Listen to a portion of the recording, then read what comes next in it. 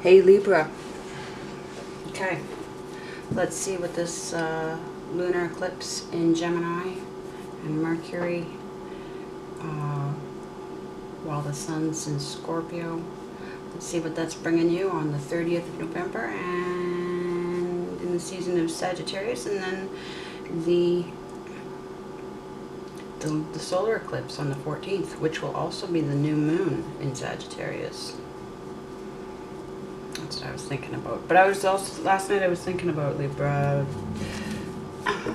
where in your own particular chart you have Mercury placed, what's in your third house, and what's in Gemini, but also because I combine charts, I combine tropical with sidereal, then where does the constellation of Gemini fall, as well as the sign of Gemini. But particularly your Mercury. Mine's in Pisces, right next to right after my moon. And so the speech patterns, communication patterns, how emotions and communication go together, things like that, and what a lunar eclipse will do to that. Yours might not be so affected. And the third house that Mercury rules. These are thoughts I've had. Let's see here. As for you, Libra, and the Knave of Wands. Bear with me, I forgot to turn the fridge off. Okay, quieter now. Knave of Wands. So, the fast-moving messenger. The fast-moving messenger. He's got that free will, though, that free spirit that the Knight doesn't have.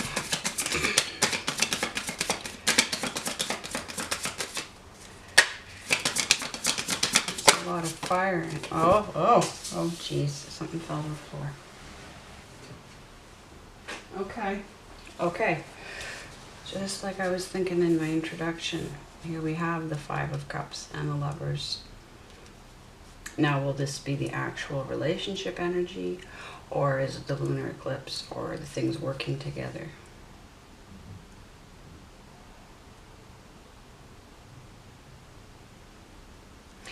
We have Lovers during an eclipse ruled by Lovers. Do we mean an actual passionate relationship, or do we mean knowledge, communication? The thing I like about this deck is it keeps it pretty simple, but it's also not a very multicultural deck at all, which I do need. I just haven't found the one I want yet.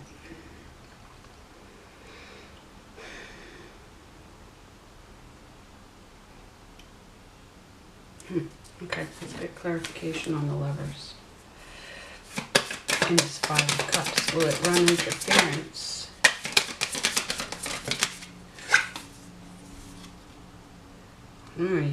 Seven of Cups reversed. Somebody's not transforming. This is my Scorpio rising card. This is the last card of Scorpio, third decan Scorpio. The transformation card. People will call it foggy thinking, too many options, but someone who lives it, I know exactly how many people and spirit people I'm connected to.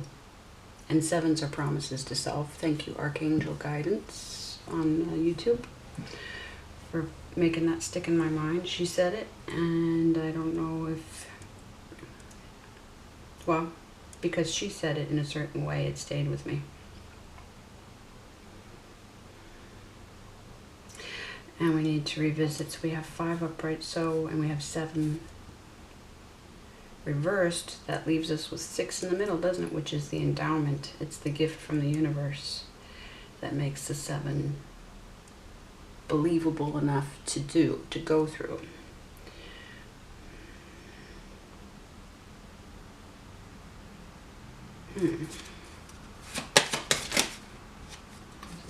Take a look at it. 5 of Pentacles.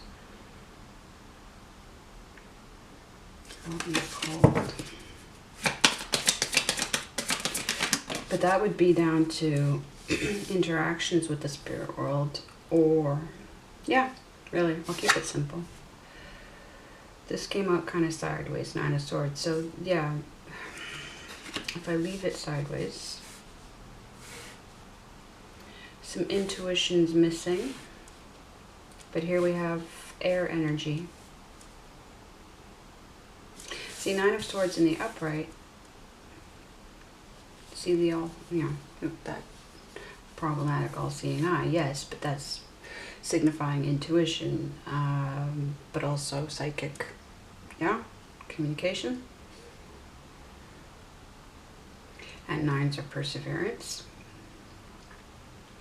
Agony, yeah, but that's how non-air people might think about air. Yeah. It's natural for air to spend a lot of time in its head.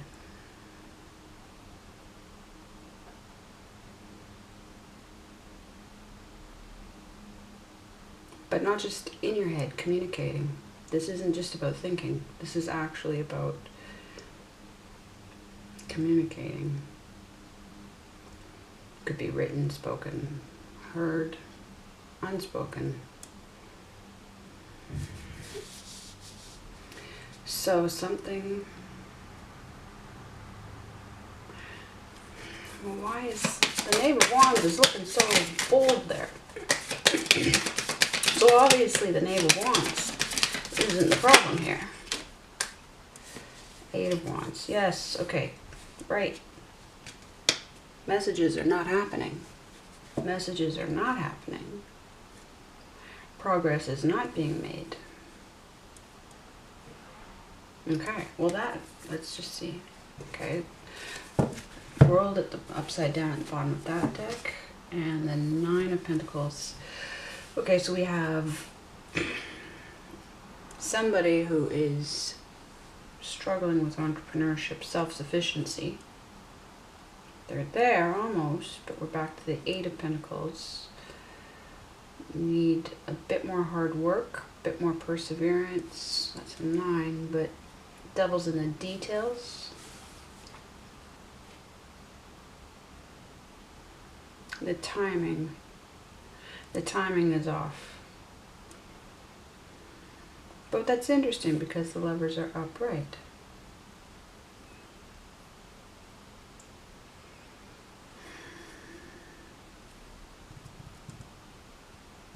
One person is seeing the time. No. She is going through, she, the female, the divine feminine, shall we say, somebody is going through a beginning and an end and a beginning, yeah? It will be forced because here it hasn't been happening. There are regrets over probably a third party. Well, I guess a third party situation. Okay, so let's just say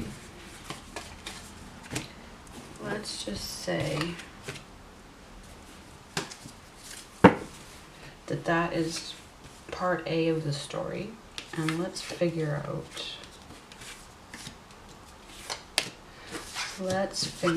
what's happening during solar eclipse.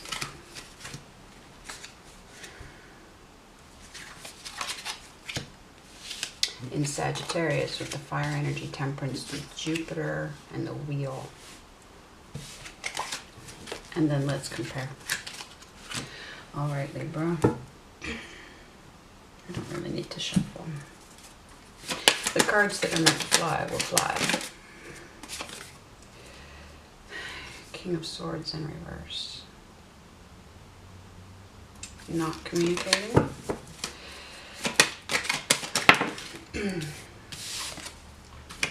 Tower reversed.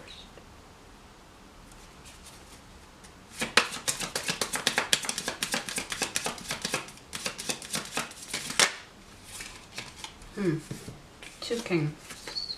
Well, we had those five of cups. It's interesting as two kings came out together last night.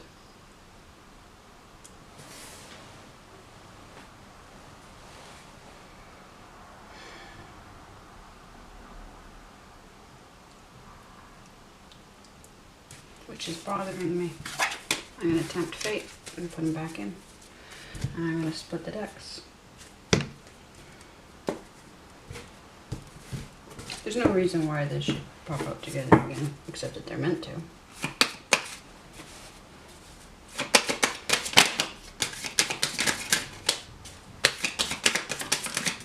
No accidents. Chariot.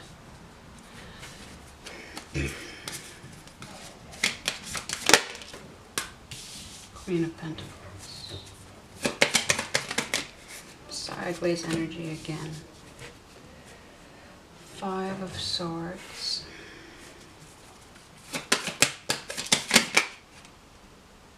Well, okay.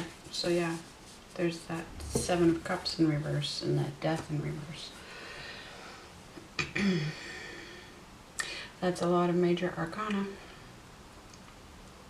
But coming through Scorpio season,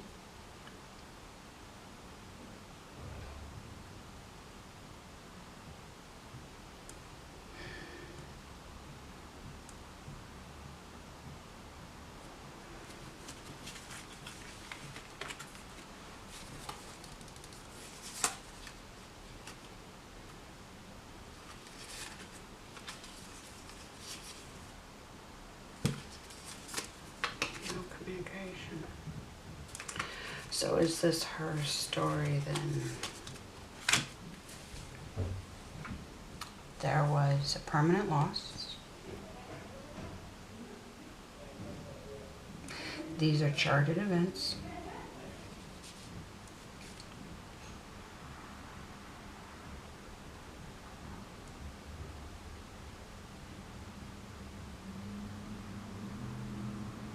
An ordeal.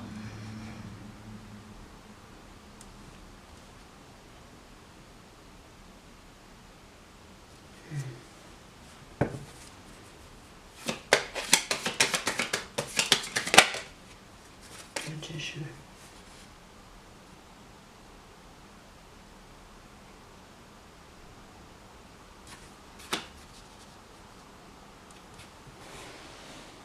I can't even see it where I put it there. Move everything over. So let's say, oh, because I move everything over. The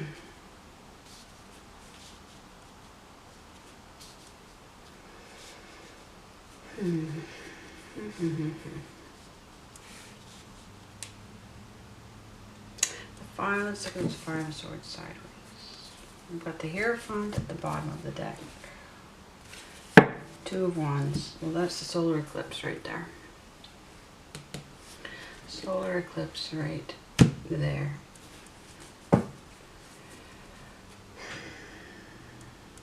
And the Hierophant at the bottom of that deck. And we have the Knight of Wands in reverse. Ten of Pentacles. Fulfillment.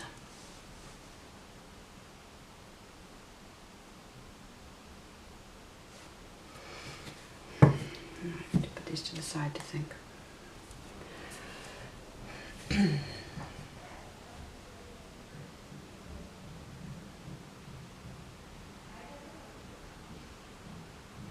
The Five of Swords sideways.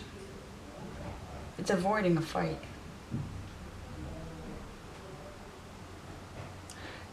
There's too much going on. There's too much going on. She's working hard. She's been through a lot.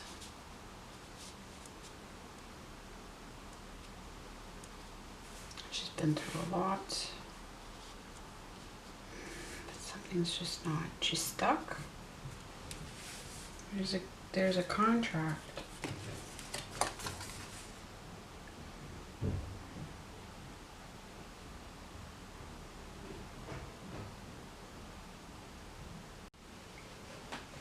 Okay, that's what it looks like.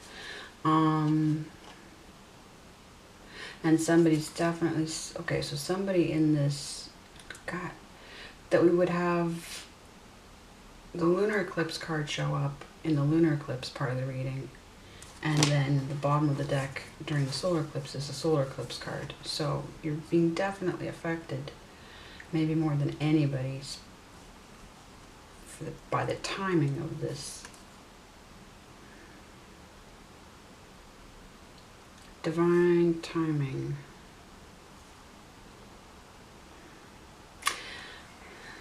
Spiritual work necessary to balance out these cups, the cups of loss and the cups of gain, to be that fifth cup in my thinking.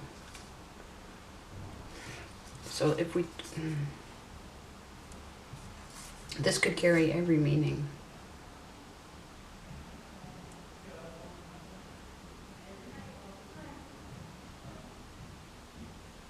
This could carry every meaning in the ethics of things. The ethics. So somebody really wants this. Somebody needs to rely on intuition.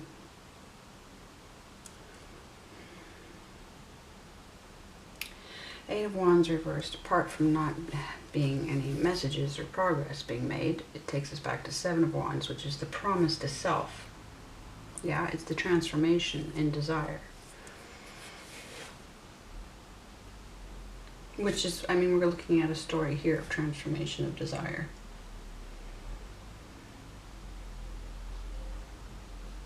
Somebody being basically born again.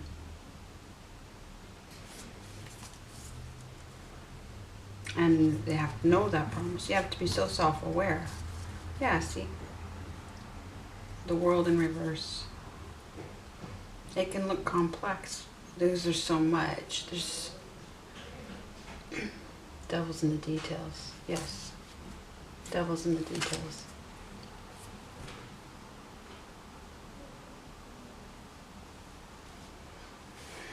Somebody needs the temperance. Somebody, yes, Sagittarius and faith. That's why. Ooh, this is an absolute. That's the truth. And so I think it's going to be very.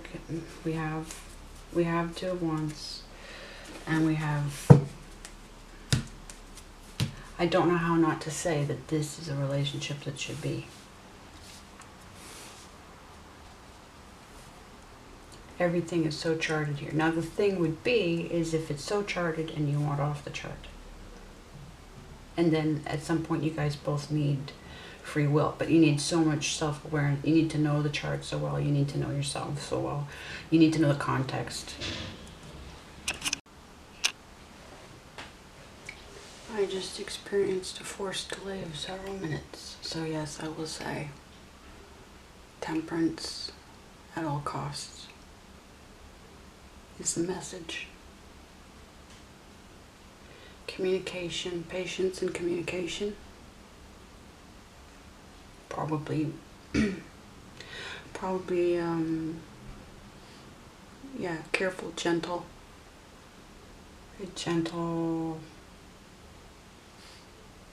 patient communication with certainty. Have faith. Have faith, Libra. And we'll check back in 2 weeks. Okay? Okay.